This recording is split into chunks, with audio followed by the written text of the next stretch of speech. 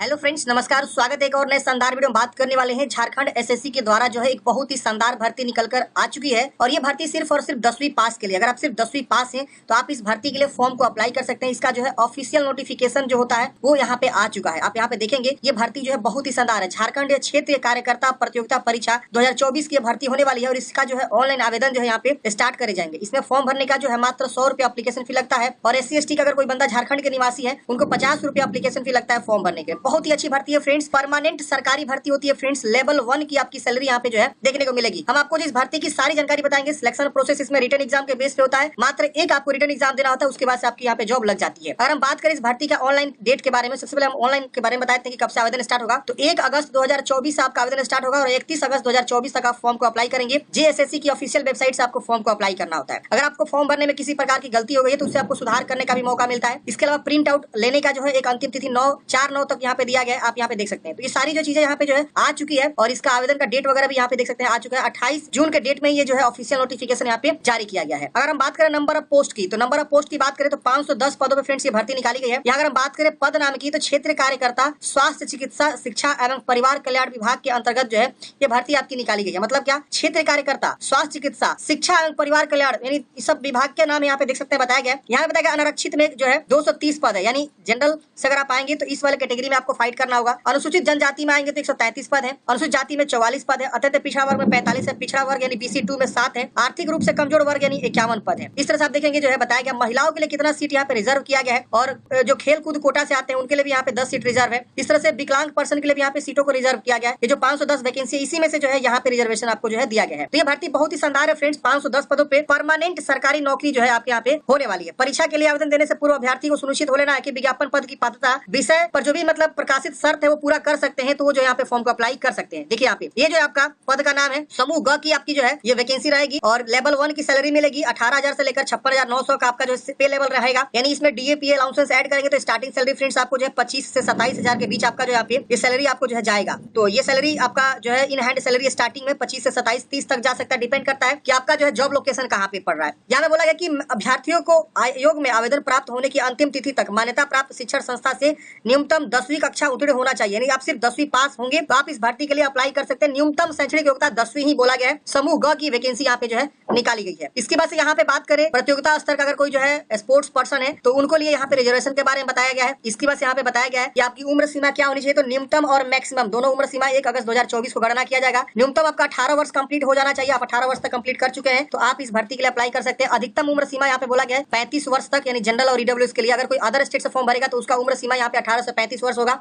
यहाँ पे देखेंगे तो पिछड़ा वर्ग और अत्यंत पिछड़ा वर्ग यानी अनुसूचित जाति 1 अनुसूचित जाति 2 के लिए यानी BC1 BC2 के लिए 37 वर्ष की उम्र सीमा रखी गई है। महिला कोई है अनारक्षित या आर्थिक रूप से कमजोर है, अत्यंत पिछड़ा वर्ग है या पिछड़ा वर्ग है, उनके लिए 38 वर्ष यहाँ पे रखा गया है और SC/ST महिला पुरुष दोनों के लिए 40 वर्ष तक यहाँ पे जो उम्र सीमा उनको रखा गया है। इसके वजह से जो कोई विकलांग है उनको 10 वर्षों का जो है अधिकतम जो है छूट यहाँ पे दिया जाएगा अपर एज लिमिट में। इसके बाद यहाँ पे जो है बताया गया निःशक्त अभ्यर्थियों के लिए सुविधा यहाँ पे क्या मिलेगी। तो आप यहाँ पे एक बार जरूर जो भी डिसेबल्ड पर्सन है वो अपना जो यहाँ पे चेक करेंगे। आप देखिए अगर कोई बंदा जो है झारखंड का निवासी है तो उनका जो है निवास प्रमाण पत्र यहाँ पे बनवा लेना उचित होगा। अपने ब्लॉक स्तर अंचल अधिकारी के द्वारा जो है बनवाएंगे वो चलेगा, कोई दिक्कत यहाँ पे नहीं होना चाहिए। लिखा हुआ है दिनांक इतना के पूर्व अंचल अधिकारी के स्तर से निर्गत स्थायी प्रमाण पत्र मान्य नहीं होगा। यानी इतना के बाद का आपका जो है निवास प्रमाण पत्र होना चाहिए, मतलब लेटेस्ट होना चाहिए। 19/7/2019 के बाद का आपका जो है यहाँ पे निवास प्रमाण पत्र होना चाहिए। ज्यादा ओल्ड लगा दीजिएगा तो रिजेक्ट हो जाएगा। अगर कोई SC/ST से आता है, BC EBC से आता है तो अपना जाति प्रमाण पत्र भी यहाँ पे संलग्न करेगा फॉर्म भरते समय और ये बनवा के पहले से आपको रखना होता है। डॉक्यूमेंट्स वेरिफिकेशन में आपसे मांग देता है कि फॉर्म भरने से पहले का आपका जो है जाति निवास होना चाहिए, तो जाति निवास आप दिखाइए। तो ये चीज आप जो है जरूर बनवा लेंगे। अगर आप BC EBC से आते हैं तो आप जो है क्रीमिलेयर नॉन क्रीमिलेयर जो होता है ना वो आपको बनवा लेना होगा। अगर आप EWS आएंगे तो अपना EWS सर्टिफिकेट भी यहाँ पे आपको बना लेगा। EWS और OBC लेटेस्ट होना चाहिए, नए सत्र का होना चाहिए, ध्यान देना है आपको, यानी 24-25 का। अब बात किया गया है कि ऑनलाइन फॉर्म भरने के लिए जो भी महत्वपूर्ण निर्देश है, इंस्ट्रक्शन है, वो यहाँ पे बता दिया गया है। तो देखिए ये सारा नोटिफिकेशन है फ्रेंड्स आपका जो है ना हिंदी में है। तो फॉर्म भरने से पहले आप लोग एक बार जाना नोटिफिकेशन को एक बार अच्छे से रीड कर लीजिएगा। इससे आपको बहुत सारी इन्फॉर्मेशन का जो है पता चल जाता है। तो ये चीज आप लोग जरूर कर लीजिएगा, इससे आपको बहुत सारी चीजें जो है पता हो जाती है। अब देखिए यहाँ पे फॉर्म भरने के लिए आपको जो है कौन कौन से डॉक्यूमेंट्स आपको लगते हैं, यहाँ पे सारी चीजें बता दिया गया है। आप एक बार जरूर जो इसे पढ़ लेंगे। देखिए सिंपल सा फंडा है, कोई भी फॉर्म हो दुनिया का, मैट्रिक इंटर ग्रेजुएशन, अगर आप ग्रेजुएशन भर्ती बेस भर रहे हैं तो मैट्रिक इंटर ग्रेजुएशन तक की जो है जानकारी उसमें मांगी जाती है। इसके अलावा फोटो सिग्नेचर लगता है। इसके अलावा जाति निवास आय लगता है, आय नहीं लगता है। जाति निवास मोस्टली मांगा जाता है, आय नहीं मांगा जाता है। अगर आप SC/ST से आते हो तो अपना जाति लगाएंगे, OBC से आते हैं तो नॉन क्रिमिनल लगाएंगे, EWS से आते हैं तो EWS सर्टिफिकेट लगाएंगे। ये सारे डॉक्यूमेंट्स आपको यहाँ पे लगाने होते हैं। इसके बाद से यहाँ पे बताया गया है कि इस जो है वेबसाइट से आपको फॉर्म को भरना है। तो 1 अगस्त को मैं एक जो है अलग से वीडियो लेकर आ जाऊंगा कैसे आपको फॉर्म को अप्लाई करना है। उस दिन मैं आपको जो है वीडियो बना के बता दूंगा 1 अगस्त 2024 को। तो आप लोग जो है 1 अगस्त को देख लीजिएगा, इसी चैनल पर वीडियो पब्लिश हो जाएगा, कैसे फॉर्म को अप्लाई करना है वो मैं आपको प्रॉपर जो है वीडियो बना के बता दूंगा कि कैसे फॉर्म को भरना है। पहले आपको रजिस्ट्रेशन करना होता है, उसके बाद से फी जमा करना होता है, फिर आपको जो है डॉक्यूमेंट्स अपलोड करना होता है, तो ये आपके प्रोसेस है। अब यहाँ पे अगर मान लीजिए कोई भी गलती हो गया फॉर्म भरने में तो उसे संशोधन भी किया जा सकता है, लेकिन अपना नाम, जन्म तिथि, ईमेल आईडी, मोबाइल नंबर को छोड़कर बाकी सारी चीजों को जो है संशोधित मतलब जो है बदलाव किया सकता है, करेक्शन किया सकता है। ये फैसिलिटी जो है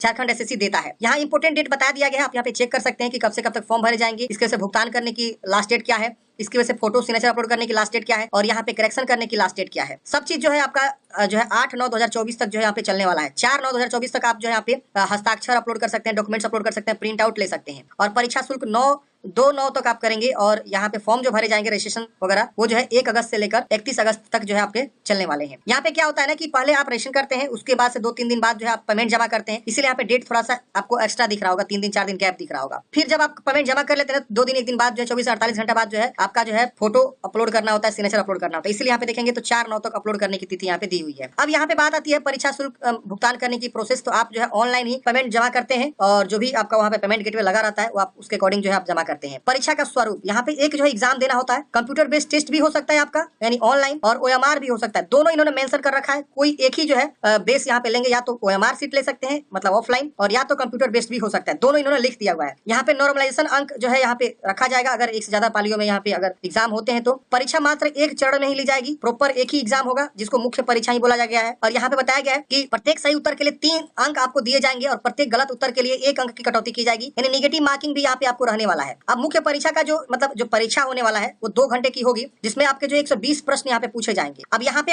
इसमें देखेंगे तो 3 पत्र होता है, एक ही दिन एग्जाम हो जाएगा तीनों पत्र का। यहाँ देखिए पहला यहाँ पे आपका होता है पत्र 1 भाषा ज्ञान का, कुल 120 प्रश्न होंगे, 2 घंटे के समय मिलेगा। हिंदी भाषा ज्ञान के 80 प्रश्न और अंग्रेजी भाषा ज्ञान के 40 प्रश्न, ये पत्र 1 जो होगा। और यहाँ पे देखिए पत्र 2 होगा और उसके बाद से पत्र 3 होता है, ये 3 आपके जो है यहाँ पे होते हैं। अब पत्र 1 में आपको बताया गया है कि आपका हिंदी भाषा ज्ञान का 80 और अंग्रेजी भाषा ज्ञान का 40, ये तो सिर्फ और सिर्फ क्वालिफाइंग इन नेचर होता है। आपको जो है पासिंग मार्क्स ला देंगे, आप इसमें क्वालिफाई कर जाएंगे। 30% अंक लाना आपको जो है जरूरी होता है, दोनों में, हिंदी में भी और अंग्रेजी में भी। इसके वजह से क्षेत्रीय भाषा यहाँ पे एक एग्जाम होता है। अब इसमें देखेंगे हिंदी, अंग्रेजी, संस्कृत, उर्दू, संथाली, बांग्ला, मुंडारी, हो, खड़िया, बहुत सारे भाषा दिए गए। इसमें से किसी एक भाषा का जो है फॉर्म भरते समय ही आपसे पूछा जाएगा कि आप बताइए पत्र 2 का जो है लैंग्वेज आप कौन सा भाषा का एग्जाम देना चाहते हैं। तो पत्र 2 में 30% न्यूनतम अंक प्राप्त करना अनिवार्य होता है, ये भी आपका जो है क्वालिफाइंग इन नेचर होता है। ये और ऊपर वाला दोनों जो है आपका क्वालिफाइंग इन नेचर होता है। 30% ला देंगे तो आप पास हो जाएंगे, आपका नेक्स्ट जो है पेपर जांच होगा। अब आता है प्रश्न पत्र 3। अब प्रश्न पत्र 3 भी आप देखेंगे तो 120 प्रश्न का इसमें भी आपका होता है सामान्य ज्ञान, परीक्षा अवधि 2 घंटे की होती है, जिसमें बताया गया सामान्य ज्ञान के 40 प्रश्न, झारखंड राज्य से संबंधित ज्ञान 50 अंक 50 प्रश्न और सामान्य गणित से 10 प्रश्न, सामान्य विज्ञान से 20 प्रश्न पूछे जाते हैं। इसमें भी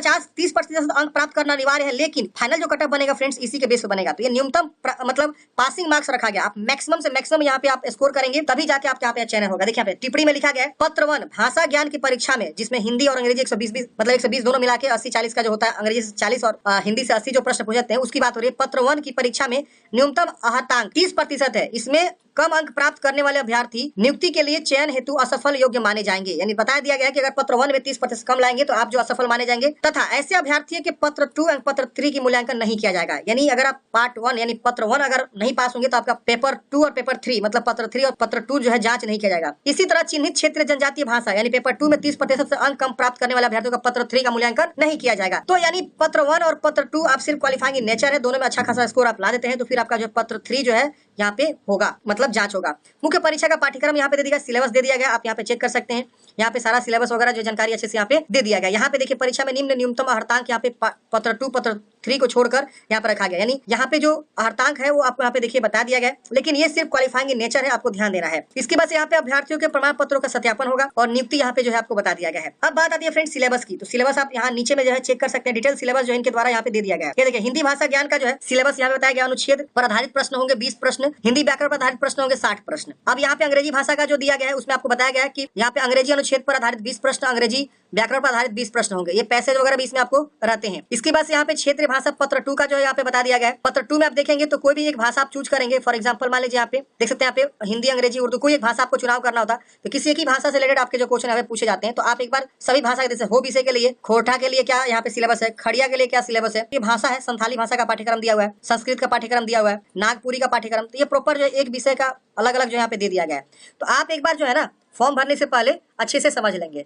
उड़िया भाषा का यहाँ पे दे दिया गया है, देख रहे ना, आम साहित्य 2007 देख रहे हैं यहाँ पे दे दिया, पद विभाग, जो आप भाषा चूज करेंगे उसका सिलेबस आप देखेंगे और उसी के अकॉर्डिंग तैयारी करेंगे। इंग्लिश लैंग्वेज एंड लिटरेचर से आपके क्या क्वेश्चंस रहेंगे इसके बारे में यहाँ पे आपको दे दिया गया है। इसके और नीचे आएंगे तो अब आपका आता है सामान्य ज्ञान प्रश्न मतलब पत्र 3 का। अब पत्र 3 में आपके जो है क्या सिलेबस रहेंगे ये भी इसके बारे में अच्छे से दे दिया गया है। आप एक बार जो है अच्छे से देख लेंगे और उसके अकॉर्डिंग जो अपनी तैयारी करेंगे। तो बहुत ही अच्छी भर्ती है फ्रेंड्स, बहुत ही शानदार भर्ती है फ्रेंड्स। क्षेत्र कार्यकर्ता की वैकेंसी है, फील्ड असिस्टेंट की वैकेंसी है। आप अगर एलिजिबल है तो फॉर्म जरूर भरिएगा। बहुत ही अच्छी भर्ती है, परमानेंट सरकारी नौकरी है। अगर आपके मन में कोई भी डाउट है इस भर्ती के रिगार्डिंग आप कमेंट बॉक्स में पूछ सकते हैं। डिटेल नोटिफिकेशन डाउनलोड करना चाहते हैं तो मैंने लिंक आपको डिस्क्रिप्शन बॉक्स में प्रोवाइड कर दिया है, वहां से आप जो है इस नोटिफिकेशन की जानकारी को पढ़ सकते हैं और फॉर्म को अप्लाई कर सकते हैं। मिलते हैं फ्रेंड्स किसी नेक्स्ट वीडियो में। जय हिंद। आपका